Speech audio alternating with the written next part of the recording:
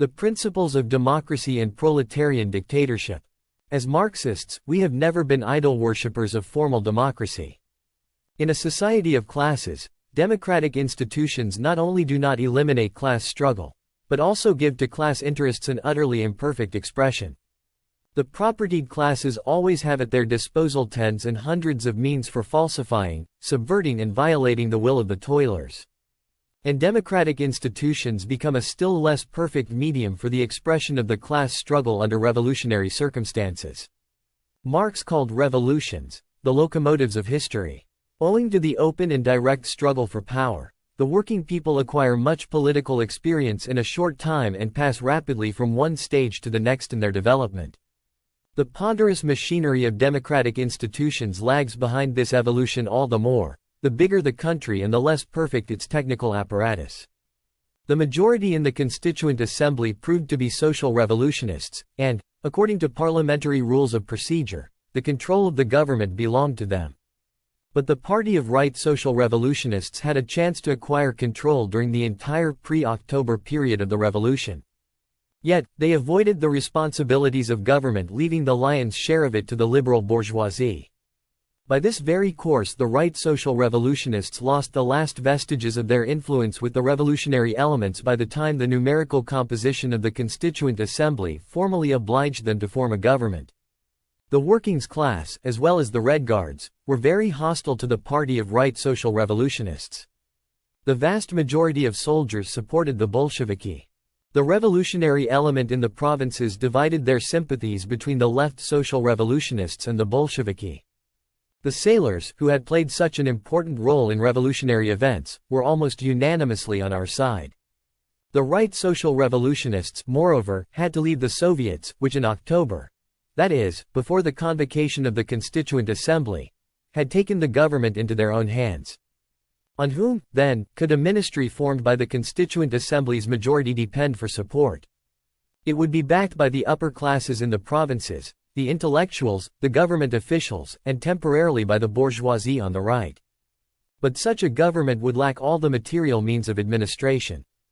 At such a political center as Petrograd, it would encounter irresistible opposition from the very start. If under these circumstances the Soviets, submitting to the formal logic of democratic conventions, had turned the government over to the party of Kerensky and Chernov, such a government, compromised and debilitated as it was, would only introduce temporary confusion into the political life of the country, and would be overthrown by a new uprising in a few weeks. The Soviets decided to reduce this belated historical experiment to its lowest terms, and dissolved the Constituent Assembly the very first day it met.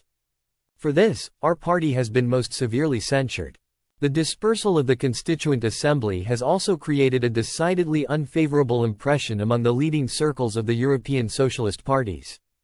Trotsky has explained, in a series of articles written with his characteristic pedantry, the interrelation existing between the social revolutionary problems of the proletariat and the regime of political democracy. He tries to prove that for the working class it is always expedient, in the long run, to preserve the essential elements of the democratic order. This is, of course, true as a general rule. But Trotsky has reduced this historical truth to professorial banality. If, in the final analysis, it is to the advantage of the proletariat to introduce its class struggle and even its dictatorship, through the channels of democratic institutions, it does not at all follow that history always affords it the opportunity for attaining this happy consummation.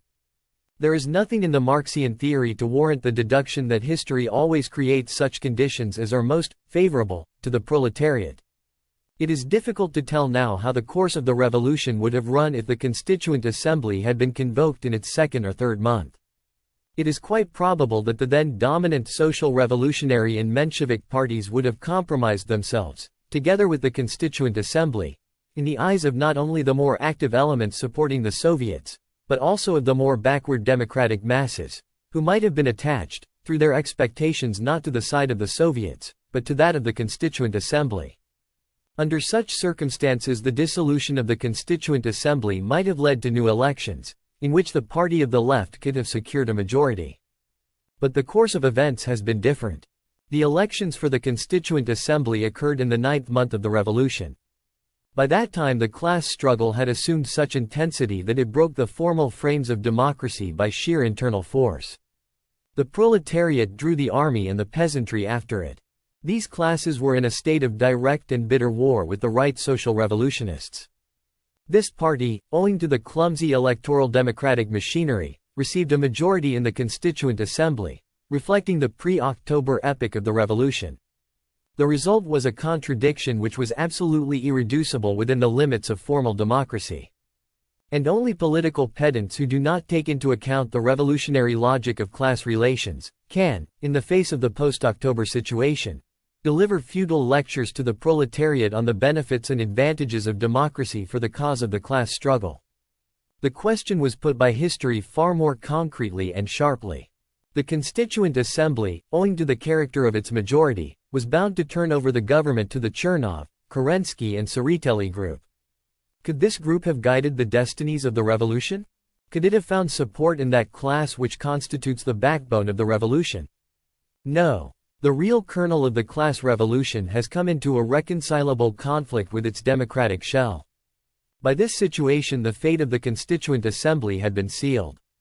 Its dissolution became the only possible surgical remedy for the contradiction, which had been created, not by us, but by all the preceding course of events.